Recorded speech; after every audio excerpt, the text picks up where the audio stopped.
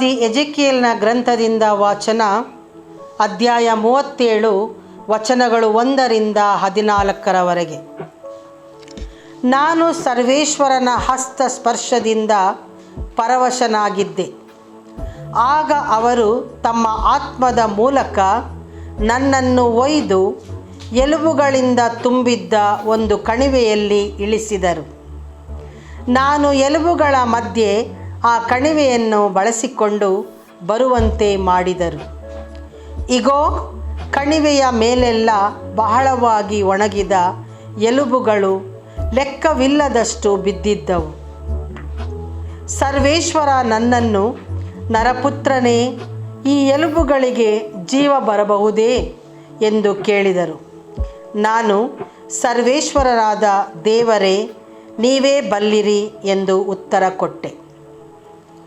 ಆಗ ಅವರು ನನಗೆ ಹೀಗೆ ಅಪ್ಪಣೆ ಮಾಡಿದರು, ನೀನು ಆ ಎಲುಬುಗಳಿಗೆ ಪ್ರವಾದಿಸಿ ಅವಕ್ಕೆ ಈ ದೈವೋಕ್ತಿಯನ್ನು ನುಡಿ. ಒಣ ಎಲುಬುಗಳೇ, ಸರ್ವೇಶ್ವರನ ವಾಣಿಯನ್ನು ಕೇಳಿ, ನಾನು ನಿಮ್ಮೊಳಗೆ ಶ್ವಾಸವನ್ನು ಊದುವೆನು, ನೀವು ಬದುಕುವಿರಿ. ನಾನು ನಿಮ್ಮ ಮೇಲೆ ನರಗಳನ್ನು ಹಬ್ಬಿಸಿ, ಮಾಂಸವನ್ನು ಹರಡಿ, ಚರ್ಮವನ್ನು ಹೊದಿಸಿ, ನಿಮ್ಮಲ್ಲಿ ಶ್ವಾಸವನ್ನು ತುಂಬುವೆನು. ಆಗ ನೀವು ಬದುಕಿ ನಾನೇ ಸರ್ವೇಶ್ವರ ಎಂದು ತಿಳಿದುಕೊಳ್ಳುವಿರಿ. ನನಗೆ ಅಪ್ಪಣೆಯಾದಂತೆ ನಾನು ಈ ದೈವೋಕ್ತಿಯನ್ನು ನುಡಿದೆ. ನಾನು ಮಾತನಾಡುತ್ತಿರುವಾಗ ಒಂದು ಶಬ್ದ ಕೇಳಿಸಿತು. ಇಗೋ, ಟಕಟಕ ಎನ್ನುತ್ತಾ ಎಲುಬು ಎಲುಬಿಗೆ ಜೋಡಣೆಯಾದವು. ನಾನು ನೋಡುತ್ತಿರಲು ಏನಾಶ್ಚರ್ಯ! ಅವುಗಳ ಮೇಲೆ ನರಗಳು ಹಬ್ಬಿಕೊಂಡವು, ಮಾಂಸವು ಹರಡಿಕೊಂಡಿತು, ಚರ್ಮವು ಮೇಲು ಹೊದಿಕೆಯಾಯಿತು, ಶ್ವಾಸ ಮಾತ್ರ ಇರಲಿಲ್ಲ. ಆಗ ಸರ್ವೇಶ್ವರ ನನಗೆ, ನರಪುತ್ರನೇ, ನೀನು ಶ್ವಾಸಕ್ಕೆ ನುಡಿ. ಶ್ವಾಸವೇ, ಸರ್ವೇಶ್ವರನಾದ ದೇವರು ಇಂತೆನ್ನುತ್ತಾರೆ, ನೀನು ಚತುರ್ದಿಕ್ಕುಗಳಿಂದ ಬೀಸಿ ಹತ ಶರೀರಗಳು ಬದುಕುವಂತೆ ಅವುಗಳ ಮೇಲೆ ಸುಳಿ ಎಂದು ಅಪ್ಪಣೆ ಕೊಟ್ಟರು. ನಾನು ಅವರ ಅಪ್ಪಣೆಯಂತೆ ನುಡಿದೆ. ಇಗೋ, ಶ್ವಾಸವು ಅವುಗಳಲ್ಲಿ ಹೊಕ್ಕಿತು, ಅವು ಬದುಕಿದವು, ಕಾಲೂರಿ ನಿಂತವು, ಅತ್ಯಂತ ದೊಡ್ಡ ಸೈನ್ಯವಾದವು. ಆಮೇಲೆ ಸರ್ವೇಶ್ವರ ನನಗೆ ಹೀಗೆ ಹೇಳಿದರು, ನರಪುತ್ರನೇ, ಈ ಎಲುಬುಗಳೇ ಇಸ್ರಾಯೇಲಿನ ಪೂರ್ಣ ವಂಶ.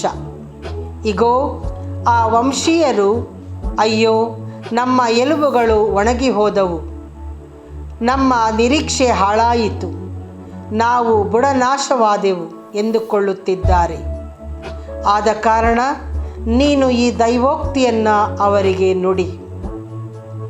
ಸರ್ವೇಶ್ವರನಾದ ದೇವರು ಇಂತೆನ್ನುತ್ತಾರೆ, ನನ್ನ ಜನರೇ, ನೋಡಿ, ನಾನು ನಿಮ್ಮ ಗೋರಿಗಳನ್ನು ತೆರೆದು ಅವುಗಳೊಳಗಿಂದ ನಿಮ್ಮನ್ನು ಎಬ್ಬಿಸಿ ಇಸ್ರಾಯೇಲ್ ನಾಡಿಗೆ ಸೇರ ಮಾಡುವೆನು. ನನ್ನ ಜನರೇ, ನಾನು ನಿಮ್ಮ ಗೋರಿಗಳನ್ನು ತೆರೆದು ಅವುಗಳೊಳಗಿಂದ ನಿಮ್ಮನ್ನು ಎಬ್ಬಿಸಿದಾಗ ನಾನೇ ಸರ್ವೇಶ್ವರ ಎಂದು ನಿಮಗೆ ದೃಢವಾಗುವುದು.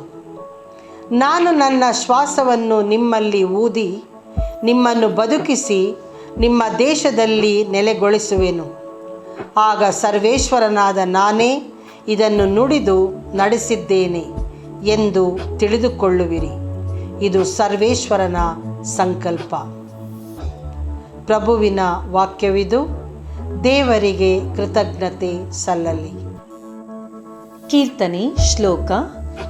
ಕೃತಜ್ಞತೆಯಿಂದ ಸಲ್ಲಿಸಿರಿ ಪ್ರಭುವಿಗೆ ಸ್ತುತಿಯನ್ನು. ಸ್ತುತಿಸಲಿ ಆತನನ್ನು, ವಿಮುಕ್ತಿ ಪಡೆದವರೆಲ್ಲರೂ, ಶತ್ರುಗಳಿಂದ ಬಿಡುಗಡೆ ಹೊಂದಿದವರೆಲ್ಲರೂ. ಅಂತೆಯೇ ವಂದಿಸಲಿ ಬಂದವರು, ಚತುರ್ದಿಕ್ಕಿಗಳಿಂದ ಒಂದಾಗಿ ಕೂಡಿಸಲ್ಪಟ್ಟವರೆಲ್ಲರೂ, ನಾನಾ ದೇಶಗಳಿಂದ. ಶ್ಲೋಕ. ಕೃತಜ್ಞತೆಯಿಂದ ಸಲ್ಲಿಸಿರಿ ಪ್ರಭುವಿಗೆ ಸ್ತುತಿಯನ್ನು. ಅಲಿದರು ಮರಳುಗಾಡಿನಲ್ಲಿ ದಾರಿ ಕಾಣದೆ, ಬಳಲಿದರು ಜನರಿರುವ ಊರು ಸಿಗದೆ. ನರಳಿದರು ಹಸಿವೆ ಬಾಯಾರಿಕೆಯಿಂದ, ಸೊರಗಿದರು ಮನೋಯಾತನೆಯಿಂದ. ಶ್ಲೋಕ: ಕೃತಜ್ಞತೆಯಿಂದ ಸಲ್ಲಿಸಿರಿ ಪ್ರಭುವಿಗೆ ಸ್ತುತಿಯನ್ನು. ಸಂಕಟದಲ್ಲಿ ಮೊರೆಯಿಟ್ಟರು ಪ್ರಭುವಿಗೆ, ಬಿಕ್ಕಟ್ಟಿನಿಂದ ಬಿಡುಗಡೆ ಇತ್ತನು ಅವರಿಗೆ. ಸರಿಯಾದ ದಾರಿಯಲ್ಲಿ ನಡೆಸಿದ ನವರನು, ಸೇರ ಮಾಡನು ಜನ ವಾಸಿಸುವ ಊರನು. ಶ್ಲೋಕ: ಕೃತಜ್ಞತೆಯಿಂದ ಸಲ್ಲಿಸಿರಿ ಪ್ರಭುವಿಗೆ ಸ್ತುತಿಯನ್ನು. ಹೊಗಳಲಿ ಪ್ರಭುವಿನಚಲ ಪ್ರೀತಿಯನ್ನು, ಜನರಿಗೆ ಆತನೆಸಗಿದ ಅತಿಶಯಗಳನ್ನು. ಬಾಯಾರಿದವರ ಆಶೆಯನ್ನಾತ ಪೂರೈಸಿದನು, ಹಸಿದವರನ್ನು ಮೃಷ್ಟಾನ್ನದಿಂದ ತೃಪ್ತಿಪಡಿಸಿದನು. ಶ್ಲೋಕ: ಕೃತಜ್ಞತೆಯಿಂದ ಸಲ್ಲಿಸಿರಿ ಪ್ರಭುವಿಗೆ ಸ್ತುತಿಯನ್ನು. ಘೋಷಣೆ: ಅಲೆಲೂಯ, ಅಲೆಲೂಯ. ಆತನ ಕರೆಗೆ ಕಿವಿಗೊಟ್ಟರೆನಿತೋ ಒಳಿತು ನೀವೆಂದೇ. ಕಲ್ಲಾಗಿಸಿಕೊಳ್ಳದಿರಿ ಹೃದಯವನ್ನು ನಿಮ್ಮ ಪೂರ್ವಜರಂತೆ. ಅಲೆಲೂಯ. ಸಂತ ಮತ್ತಾಯರು ಬರೆದ ಪವಿತ್ರ ಶುಭ ಸಂದೇಶದಿಂದ ವಾಚನ. ಅಧ್ಯಾಯ 22, ವಚನಗಳು 34ರಿಂದ 40ರವರೆಗೆ. ಆ ಕಾಲದಲ್ಲಿ ಯೇಸು ಸದ್ದುಕಾಯರನ್ನು ಸದ್ದೆತ್ತದಂತೆ ಮಾಡಿದರೆಂಬ ಸಮಾಚಾರ ಫರಿಸಾಯರಿಗೆ ಮುಟ್ಟಿತು. ಅವರು ಒಟ್ಟಾಗಿ ಪ್ರಭುವಿನ ಬಳಿಗೆ ಬಂದರು. ಅವರಲ್ಲಿ ಒಬ್ಬ ಧರ್ಮೋಪದೇಶಕನು ಯೇಸುವನ್ನು ಪರೀಕ್ಷಿಸುವ ಸಲುವಾಗಿ ಹೀಗೆಂದು ಪ್ರಶ್ನಿಸಿದನು: ಬೋಧಕರೇ, ಧರ್ಮಶಾಸ್ತ್ರದಲ್ಲಿ ಪ್ರಮುಖವಾದ ಆಜ್ಞೆ ಯಾವುದು? ಅದಕ್ಕೆ ಪ್ರತ್ಯುತ್ತರವಾಗಿ ಯೇಸು: ನಿನ್ನ ಸರ್ವೇಶ್ವರನಾದ ದೇವರನ್ನು ನಿನ್ನ ಪೂರ್ಣ ಹೃದಯದಿಂದಲೂ, ನಿನ್ನ ಪೂರ್ಣ ಆತ್ಮದಿಂದಲೂ, ನಿನ್ನ ಪೂರ್ಣ ಮನಸ್ಸಿನಿಂದಲೂ ಪ್ರೀತಿಸು. ಇದೇ ಪ್ರಮುಖ ಹಾಗೂ ಪ್ರಥಮ ಆಜ್ಞೆ. ಇದಕ್ಕೆ ಸರಿಹೊಂದುವ ಎರಡನೇ ಆಜ್ಞೆ ಯಾವುದೆಂದರೆ, ನಿನ್ನನ್ನು ನೀನೇ ಪ್ರೀತಿಸಿಕೊಳ್ಳುವಂತೆ ನಿನ್ನ ನೆರೆಯವನನ್ನು ಪ್ರೀತಿಸು. ಸಮಸ್ತ ಧರ್ಮಶಾಸ್ತ್ರಕ್ಕೂ ಪ್ರವಾದಿಗಳ ಪ್ರವಚನಕ್ಕೂ ಈ ಎರಡು ಆಜ್ಞೆಗಳೇ ಆಧಾರ ಎಂದರು. ಪ್ರಭುವಿನ ಶುಭ ಸಂದೇಶ. ಕ್ರಿಸ್ತರೇ ನಿಮಗೆ ಸ್ತುತಿ ಸಲ್ಲಲಿ.